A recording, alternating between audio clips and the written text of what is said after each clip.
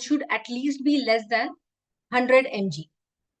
Or if a person is eating around 2000 to 2500 calories in a day, he should at least ensure that the total amount of sodium that goes into his body is less than 2200, because the upper limit of as decided by World Health Organization, the upper tolerable limit of sodium is 2300 mg, and the average intake should be around 1500 mg only, which comes to around 3/4 of a teaspoon. So we can imagine the amount of salt.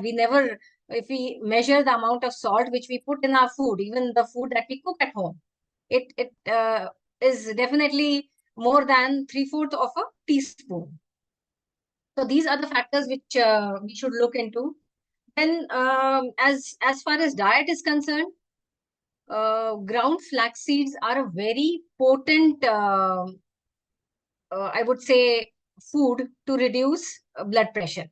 So around 2 to 3 tablespoons of ground flax seeds, I would say, because if we don't chew the flax seeds properly, they actually come out of the system as is. So we should actually grind the flax seeds, and around 30 grams of flax seeds are a very potent food to actually control the blood pressure. Second is eating more of fruits and vegetables which are potassium rich, and raw vegetables are more protective, because early humans actually ate more of plants, and at that time the ratio of potassium to sodium was around 7:1, as against what the ratio of minerals which we get from the modern day diets is 1:3. And potassium actually uh, helps the body's pH levels towards the base, and hence it is cardioprotective also. Then there's a loading up on whole grains, legumes, split peas, beans, etc. definitely helps.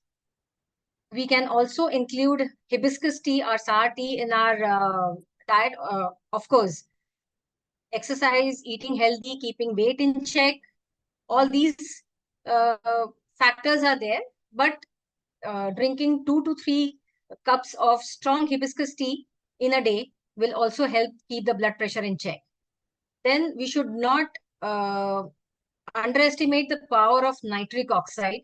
Nitric oxide is a biological messenger within the body, and it actually tells tells the muscle fibers of the arteries to relax, because of which the arteries actually are able to the blood is able to flow freely through the arteries,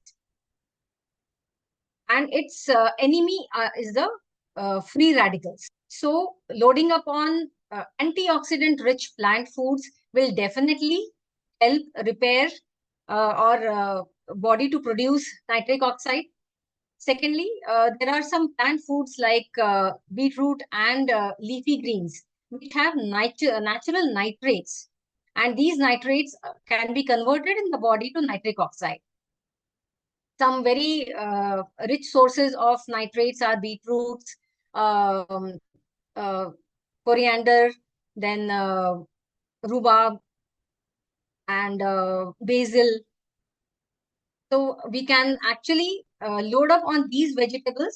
So keeping some form of, we should have at least 5 servings of vegetables and fruits in a day, of which at least 1 to 2 servings of veggies should be raw, because they are more protective.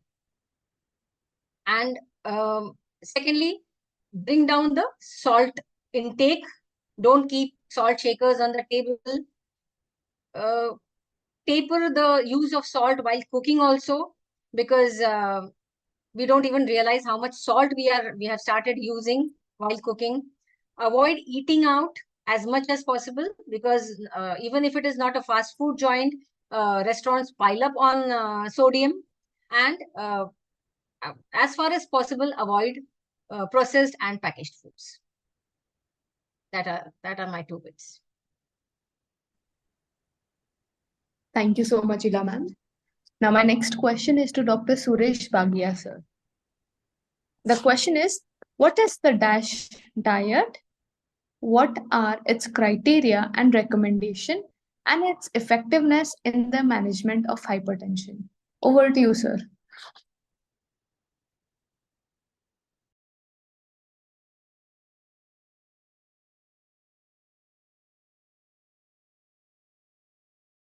DASH, that is like approach and some alternative approach. Dietary approaches to some people or laymen call it even high blood pressure. So dietary approaches high blood pressure.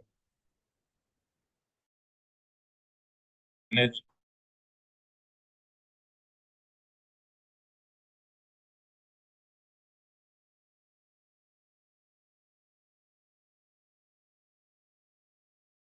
in controlling, lowering blood pressure, and at the same time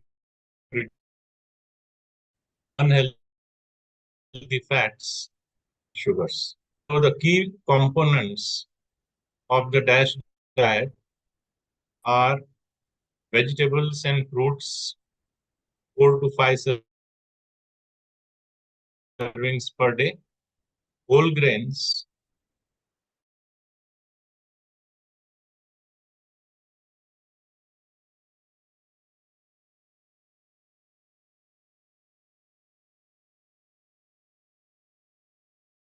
and lean meat.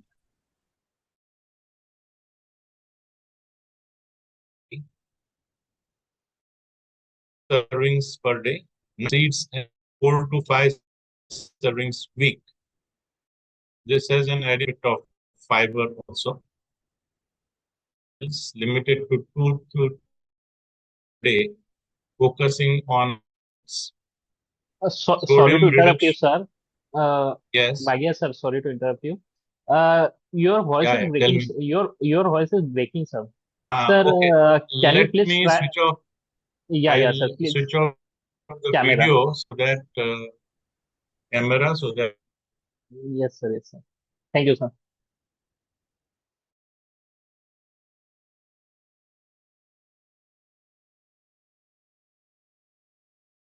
A little bit.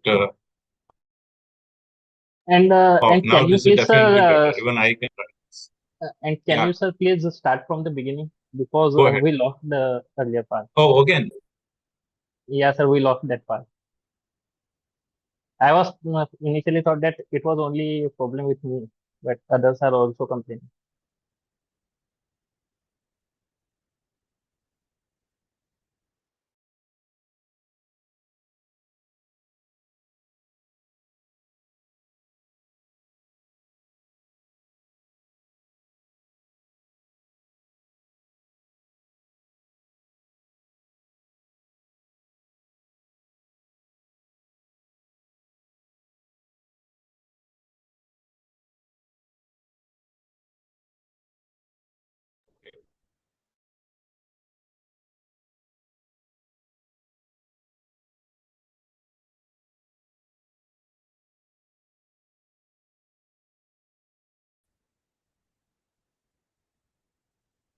Is it audible? I mean, like. It's now clear. Okay. No, sorry. I mean, today something is. That's how life is. But anyway, Yes, so this is stress management, and vegetables and fruits, 4 to 5 servings per day. Whole grains, 6 to 8 servings per day. Example: brown rice, oatmeal.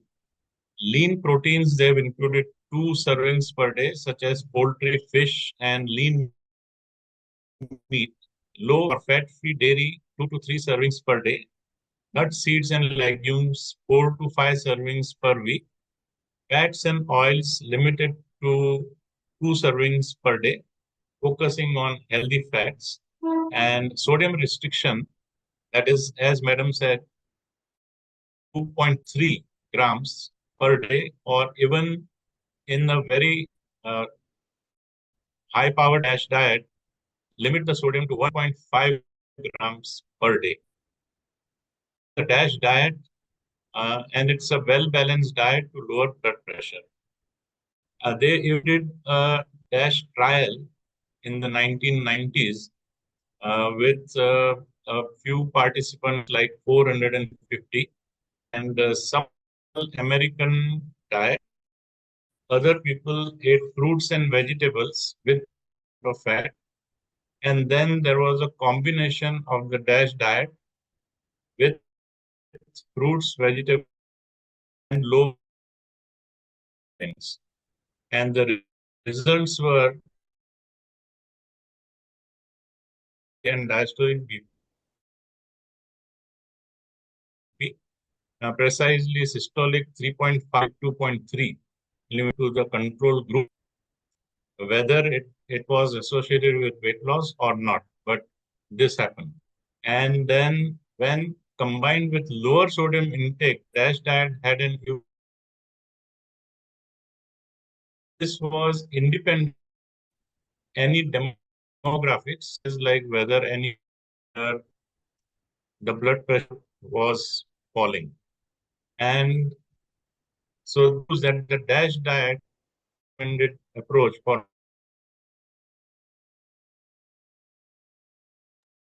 Sir, again your voice is breaking.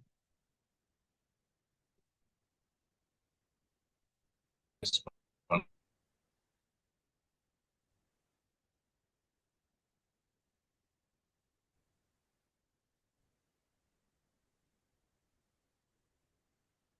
I go with the next question.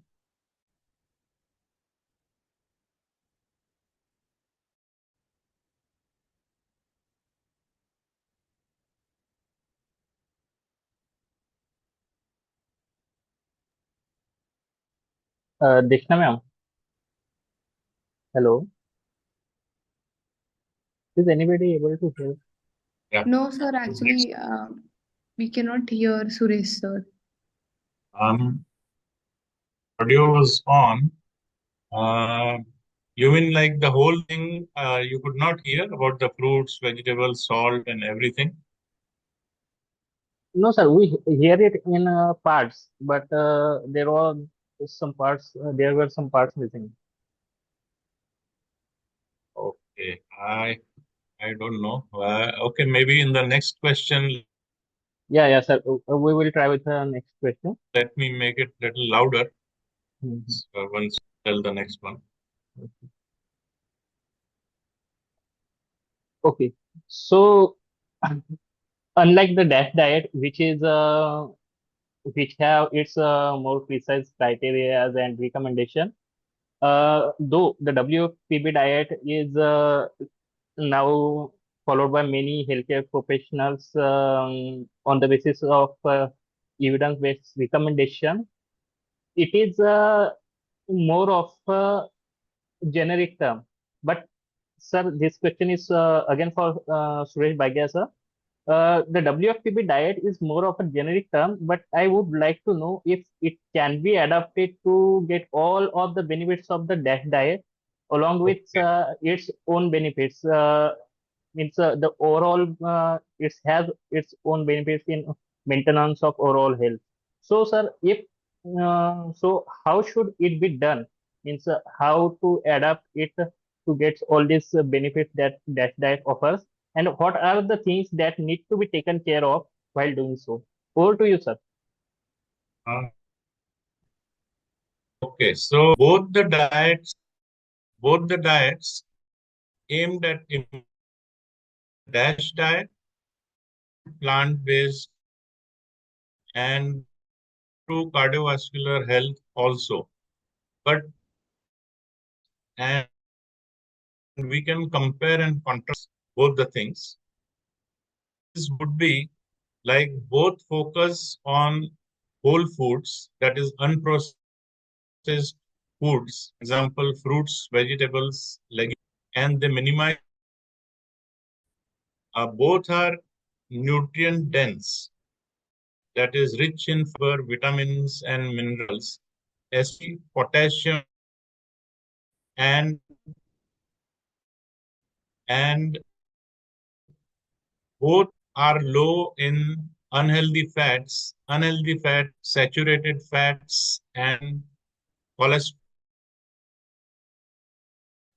and both have plant-based and so like the whole food plant-based is predominantly free of animal products, whereas NASH diet does allowance for animal products, lean meat. Benefits both have similar benefits, reducing hypertension and and the key difference are products, moderate amounts of lean, poultry, fish, and whereas the WP animal product and it is entirely plant-based.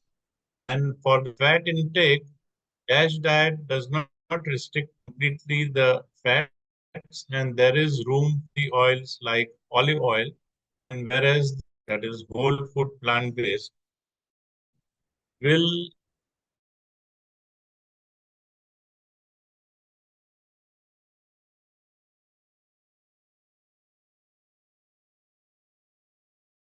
diet to 2.3 grams per day, low sodium 1.5 grams per day, and whereas the W diet does not have strict sodium, and for the processed whole foods and for moderate consumption of processed low fat dairy and healthy, whereas the W is mostly on whole natural state.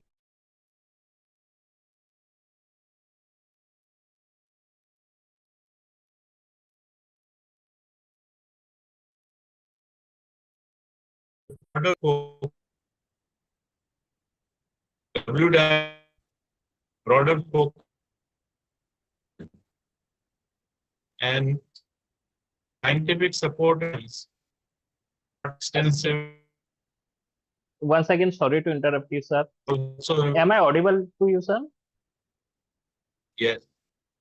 Your Yeah, voice is, yes. yeah, sir. Your voice is again repeatedly breaking, sir. Yeah, Uh, sir. So I think we should give some time to get this of disturbance clear. I Till then, I on think, to the next one. yeah, sir. I think we will go to the Achyutan Ishwar, sir. Sir, Yeah.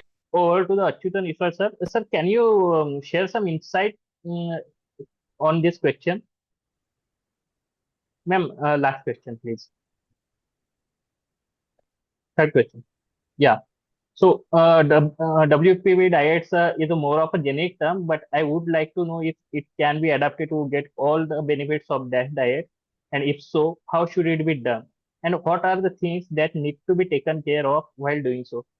So, over to you, Sure. Achyutan Ishwar, sir. And thank you so much. And it's lovely to be here with you all. And I think this is an important question because so many people are confused about DASH, WFPV, what to do. The good news is when you compare a whole food plant-based diet to the DASH diet for reducing BP, it actually works better. So it's not that will you be able to get all the benefits? You'll actually get all the benefits plus extra bonus benefits on top of that. So about is it going to be as good as not? It's actually going to be better. There are a number of reasons why. One is when you eat a lot of fruits and vegetables, the increase in the potassium intake can help to balance out your salt intake. Fruits and vegetables have a lot more potassium, and if you avoid adding too much salt to it, or even if you do add salt to it, the potassium intake increases. That's going to help to balance out your sodium potassium intake and help to lower your BP. That's number one. Number two, the antioxidants help you to fight the processes behind causing the high blood pressure. It helps to repair the endothelial damage. It helps to make the arteries more supple, opens up the arteries, lets the blood flow through easily, and that drops the blood pressure. Number three, there are compounds like nitrates, which I think Ms. Ela was mentioning, which can help to drop your blood pressure by increasing the amount of nitric oxide inside your arteries. That helps your arteries to relax and open up. The other reason is the DASH diet was designed to make it practical and easily acceptable such that most people will say, okay, I'll do this. Okay. But the whole food plant-based diet is not based on what will people say okay to. Whole food plant-based diet is based on what is actually good for you. Okay. It's like telling a child that you should never tell a lie, which is ideally they shouldn't, versus telling you can tell 2 lies per day. Every child will say, okay, I'll choose the second option. I'll tell 2 lies every day. Okay, but that's not a good way to go about it. You should be teaching children not to lie. Be honest, and then okay, if they tell 1 or 2 lies per day, they'll learn. They'll improve with time. Okay.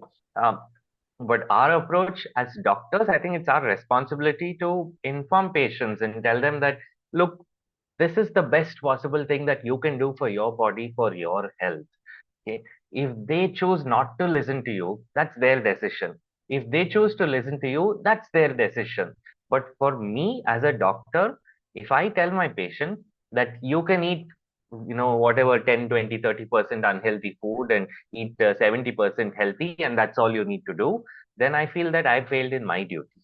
Okay. I'll need to tell my patient this is the best possible thing. You can take your time, you can go slowly. You can make one change at a time. But over time, if you're able to shift to a whole food plant-based diet, that's going to give you maximum possible benefit, dropping your blood pressure, and more importantly, preventing the complications. We'll talk a little more about that a little later. I hope that answered your question. Thank you very much, sir. Sir, could it be possible for you to briefly give some idea about criteria and recommendations of that diet, since uh, people were not able to hear Suresh Bhagia sir clearly? Can you come again? What would you like me to share? Just a brief idea about the criteria and recommendations of that diet. Oh, sure. So DASH diet is dietary approach to stop hypertension. Okay. It recommends increasing fruits, increasing vegetables, increasing a lot of different plant-based foods, and minimizing animal foods, reducing salt intake, minimizing processed foods. It doesn't recommend eliminating these foods because it's designed to be acceptable easily by the general public. The difference between that and the whole food plant-based diet is whole food plant-based diet tells you very clearly, black and white, this is going to help you, this is going to harm you, and this is probably not going to do much. Like 3 categories of foods, red, yellow, green light, or whatever classification you want to put to it. And that's the main difference. It's the same approach, but DASH diet, the way I look at it, DASH diet goes 70-80% of the way. Whole food plant-based diet actually gets you to your destination. Sir, ma'am, Thank you so question. much, sir. Yeah, thank you so much, sir. Now, my next question is to Miss Ela Pathak, ma'am. The question is, some people might find it frustrating to incorporate dietary recommendations into their diet. For example, by looking at a cup of cooked spinach, you can certainly say that it contains this much spinach. But what about ingredients like salt, sugar, and fat? Because a cup of spinach can be served in a whole different way by 2 different individuals in the same house. It would be helpful to have any advice from you for simplifying these dietary recommendations so that even a layperson can maintain a balance in his diet. Over to you, ma'am. Yeah. I would say people today are hooked on to so much of hyper sweet and hyper salty foods that our taste buds are dampened, and natural foods actually taste like cardboard. But the beauty of a whole food plant-based diet is that if a person is following a whole food plant-based diet, he or she uh, need not actually worry about, first is the amount of calories, portion size, and of course he or she can maintain a pretty well maintain a healthy blood pressure. That is the beauty of a whole food plant-based diet. But let us be realistic, as Dr. Achutan said. We have to be real. We cannot always be very perfect. So we definitely eat out sometimes. We eat out of packets also. So when if at all you are on a whole food plant-based diet, you need not worry about or fret over dietary I would say recommendations, because the whole food plant-based diet is based on natural foods, something which nature gives us, and nature has a uh, uh, very proper way of distributing all the nutrients. Of course, we should be eating a variety of plant foods throughout the day, nuts, legumes, as I mentioned earlier, around 5 servings of fruits and vegetables, then grains, whole grains, and then actually we need not worry about getting vitamins and minerals, because we get them in a balanced form from the nature. Of course, you need to uh, do away with the salt shakers. Do not add extra salt while cooking. At least reduce the salt which you put when you are cooking. When you eat out of a packet, at least take a look at the sodium which you are consuming, or the sodium that is going into your body from that packet. And of course, apart from all these things, exercise, maintaining an ideal weight, managing the stress levels, getting a good quality and quantity sleep, as well as having good social relations definitely help. But if you are on a whole food plant-based diet, I think that is the most beautiful diet, because then we need not worry about only a few things. If you're lacking in a few because of the kind of lifestyle we lead these days, there may be a few um, supplementations needed, but otherwise, more or less, a whole food plant-based diet actually gives us all the nutrients in a balanced form. Thank you.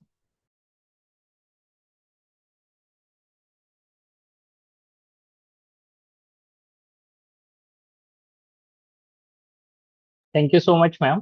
Our next question is for Achyutan Ishwar sir.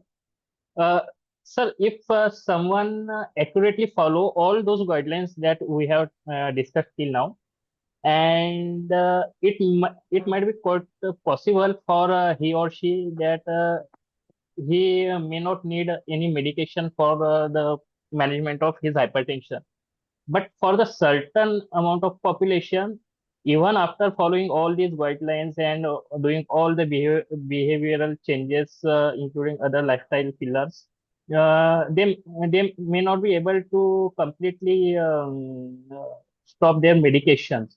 So, sir, in that case, what is the importance of having reduced doses of antihypertensive medications after optimum lifestyle interventions? And because it may be natural for patient to think that what is the point in bothering about lifestyle modification that demands so much commitment from me while I still need medication to manage the condition? Over to you, sir.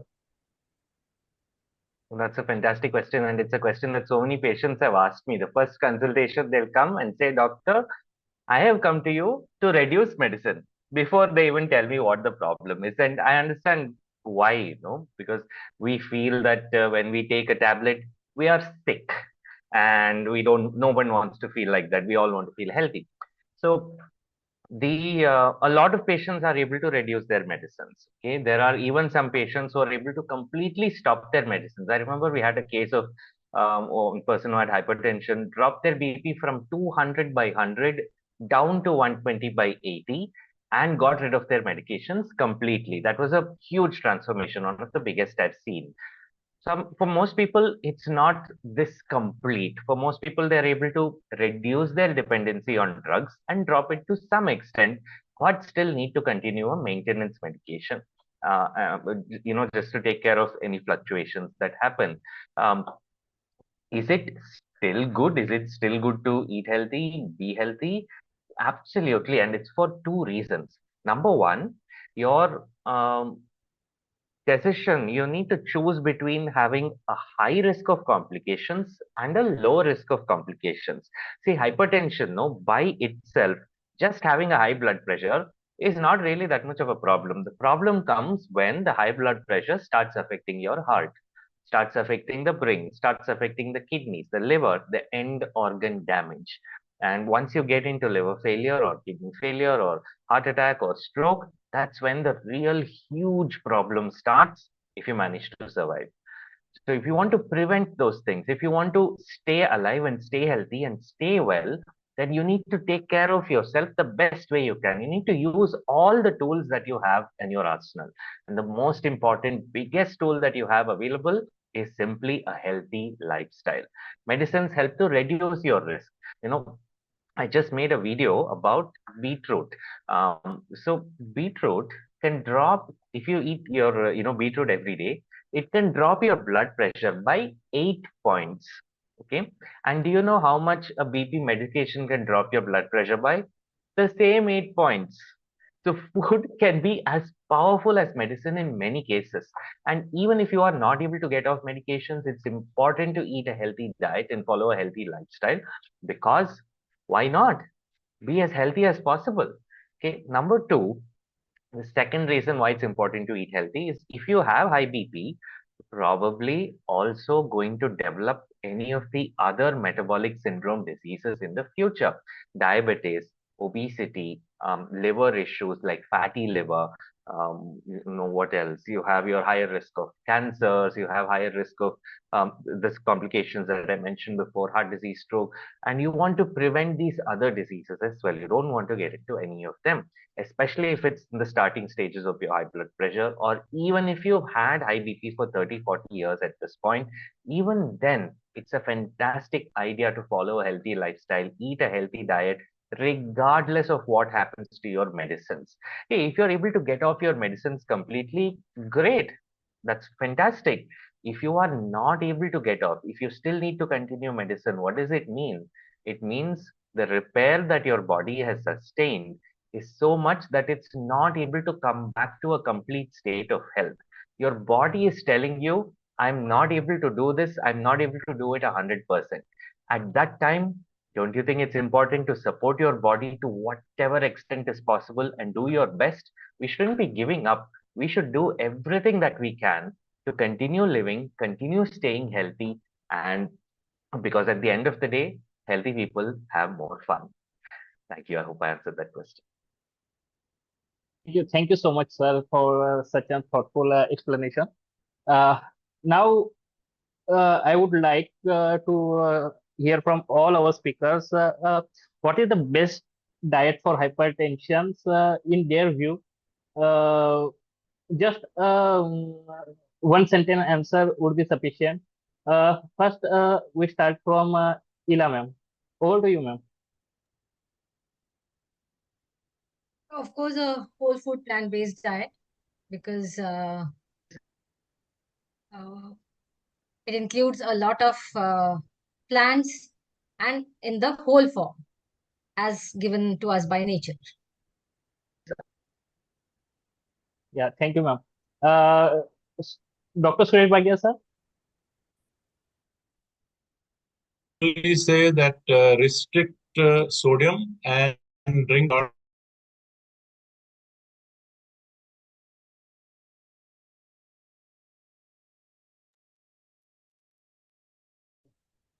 I am extremely sorry, sir, but Thing we are is, not able to hear you.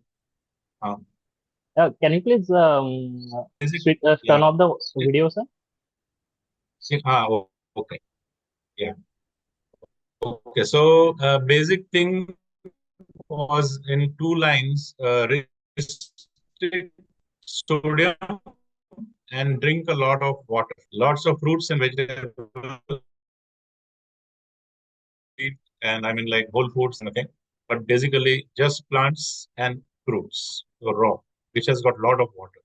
So that will prevent dehydration and high blood pressure. So keep body full of water and you are okay.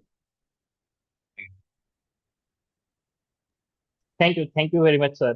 The Ilham suggested whole food plant-based diet, the natural diet, natural foods, and sir suggested to limit the salt intake and to take maintain optimum water intake. And again, what Ilham suggested that whole food plant-based diet, vegetables, legumes, and fruits and nuts. Now over to you, sir. Achyutanishwar, sir. What is the best diet for hypertension according to you? That would be the whole food plant-based diet. That is not just what I believe, but that's what the research shows. There is no other diet that's been proven to reduce BP so dramatically for such a sustained long period of time while being simple, practical, and achievable, accessible to people all over the world, no matter what your situation is. The more whole plant-based foods you eat, the healthier you get. It's as simple as that. Thank you very much, sir. Now, I would like to request our audiences if they have any questions, they can unmute themselves and ask directly to the panelist, or they can also put their question in the chat box. After the Q&A session, Melinda ma'am will continue with the summarize summary of this year and the thanks you and the vote of thanks.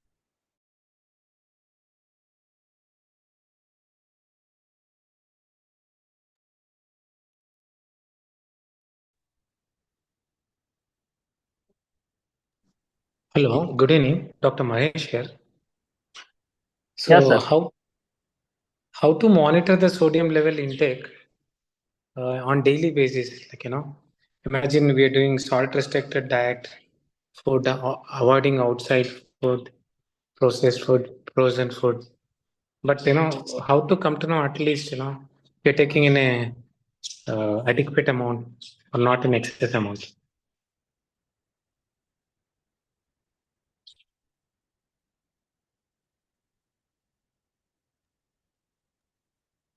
May I answer that question? Yes, sir. Please. Okay, great. So, Doc, about sodium, you don't need to worry at all because if you're eating enough food, you're getting enough sodium. That's about it. Sodium is there in fruits, vegetables, dals, whole grains, nuts and seeds. All of these foods contain sodium. If you think about it, most animals in nature, like our closest relatives, monkeys, great apes, they don't really add salt to their food because the salt they need is already there in those fruits and vegetables. So as long as you're eating like a well-balanced diet, you're eating sufficient quantity of food, you're probably getting enough sodium. If you add salt to your food, that itself, there itself, is excess sodium, more than what the body has evolved naturally to eat. Thankfully, the body can manage excess sodium to some level, and that defined by, I think, the World Health Organization or American Heart Association, I don't remember, one of the two, recommend not exceeding 1.5 grams of sodium a day, which is about 3/4 of a teaspoon of salt. So, and I'm not talking about like a heaped teaspoon. I'm talking about take the measuring spoon, teaspoon, and measure 3/4 of it level flat. Okay, and that's all salt we can take in a day without adversely affecting our heart health. So if you're adding more, if you're adding even like 1 spoon of salt over all your food that you eat in the entire day, that itself may be too much salt, too much sodium intake. When the first time that I heard this, I was shocked. I said, what nonsense. I had at least 2, 3 spoons of salt in all my food every day. How can I even live without salting my food? So I tried it out. Okay, a few days. I did not add any salt to my food. I ate completely bland food. First 2, 3 days was tough. Then after that, I discovered how to make my food more interesting. I started adding sour foods like a dash of lemon juice, some vinegar, amchur powder, tomatoes. Okay, I started adding sweetness like raisins, dates, dry fruits, some date sugar, some dates paste, some blackstrap molasses. I started adding spices to foods like more jeera, more dhania, coriander leaves, basil, lemongrass. What else? Curry leaves. So when food started smelling good and having a lot more of different flavors in it, I stopped missing my salt. I didn't need it anymore. Especially when the food is hot, I don't need to add salt at all. When the food becomes cold, yeah, it's not so good. One small pinch of salt makes it taste a little better. but when food is hot, especially, you don't need to add salt at all. After 3 days of getting used to it, your tongue gets used to it. And now, if I go out, eat at a restaurant, the food is so salty, I'm just not able to put it in my mouth easily. And so many people here have experienced it. I see everyone nodding along. You'd experience it too. Just try it out and see. It's all about fixing a time period for getting used to low salt diets, and then your tongue takes it from there. I hope I answered your question. Yeah, thank you so much, Ajit. Absolutely. Sir, your answer made me curious. Sir, have you completely removed the table salt from your diet? So Uh, I had completely removed it for a while, but now we use that 1.5 grams of sodium, like 1500 milligram of sodium per day calculation. And what we do is we pre-measure the salt every morning, depending on how many people we're cooking for. We measure out the salt, put it in a cup, and we use only that salt for the entire day. okay, okay, thank you, sir. Because, sir, those sodium intake is a concern for blood pressure management and the kidney disease. Iodine is the salt is the main source for Indians for iodine. So that was I That's was the reason thinking. we added it back. You're right. You're Thank you, absolutely sir. right. That's why we added it. Yeah, yes. Sir. Thank you, sir. Any other question?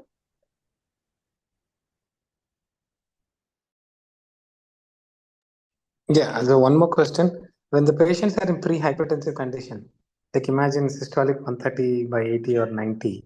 So how long we can suggest for lifestyle modification? How long can they wait before beginning the medication? Suresh Bhagia, sir.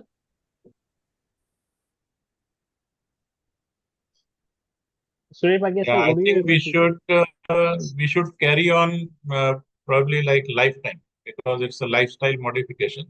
So we just go ahead and do it throughout. Intensely, you can do it for 3 months.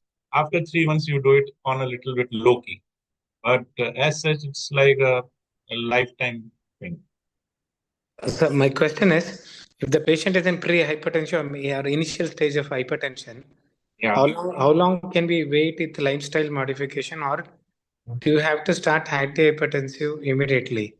Or we can Uh, wait for a certain duration and then if it is not getting controlled with lifestyle right. modification and when to intervene with medication. Right, right. So, patient is in pre-hypertension. Give him a chance to, he's not very symptomatic or he's not having chest pain or shortness of breath or real problems with high blood pressure. Then do lifestyle modification. If we feel that there is some danger to the system, like some creatinine is abnormal or like biochemical markers are abnormal, then we do complementary medicine and medication. But otherwise, go for lifestyle first and then wait and watch for 1 month, follow up again 2 months, 3 months. And then, if still no improvement, then add on supplementary medications. But most probably, it will resolve. Of course, there'll be other factors, maybe like sleep pattern or stress, coping of stress, and so many other. The six pillars might be working together. So all of those have to be corrected. Suddenly we might find that he is having the best diet and still not improving. So all the things have to be managed properly, like diet, exercise, sleep, stress, everything, social connections. and smoking. Hope that is clear, or you have doubts? Dr. Mahesh, do you want to ask any further question? Any elaboration?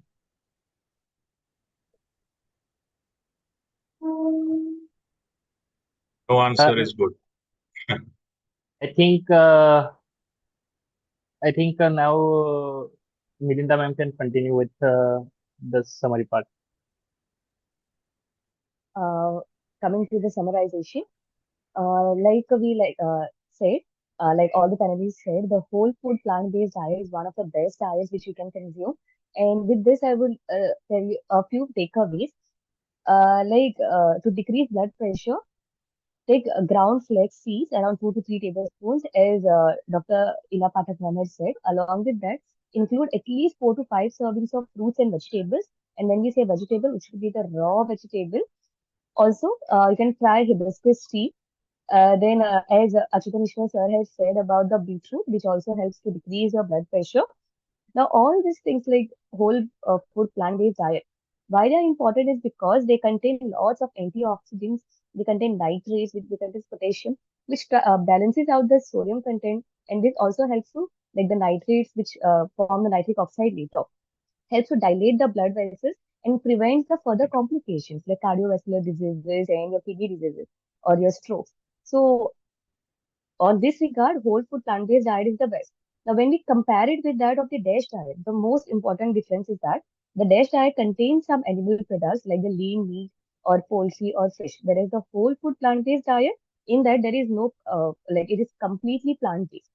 Now, when you consume whole food plant-based diet, automatically, like the vegetables and fruits when you take, automatically like you decrease the content of sodium in it or the other saturated fats and all automatically decreases in that.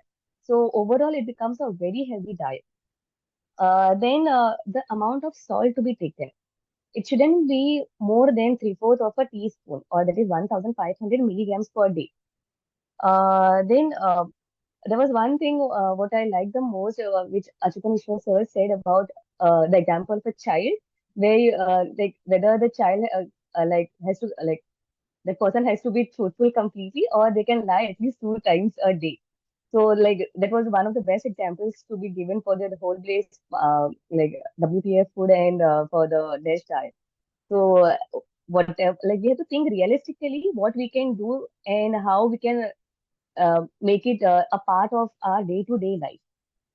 Then there was one more thing about the medications and the its lifestyle modifications. Like, should we continue the medicines? What's the point and all that stuff? So, as Dr. Achutan Ishwar said, there were 2 points which he had given. First thing is it decreases the risk of complications of your cardiovascular or the central nervous system disorders or the end organ failures. And the second thing what he said was it also prevents the risk of other metabolic disorders like your diabetes. So all in all, if you see lifestyle modification, which is a must along with your whole food plant-based diet, which includes your fruits, veggies, legumes, whatever a whole grain thing can be given by the plant-based diet.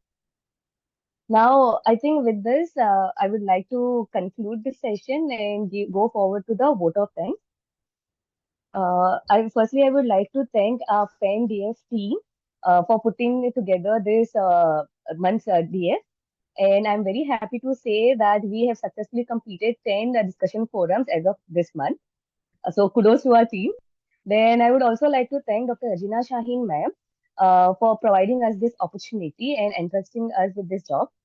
A special thanks to our panel members for sharing their knowledge and enlightening us with this insight and making us understand the basics so nicely. I would also like to thank our our participants, without whom this discussion forum wouldn't have been completed. As because of your participation, we get more enthusiasm to go forward with our discussion forum. With this, I would like to conclude our today's session and stay up tuned for the upcoming DFs in the future. Thanking you all. Thank you once again. Good night. Thank you, ma'am. Thank you. Good night, all. Thank Bye. you.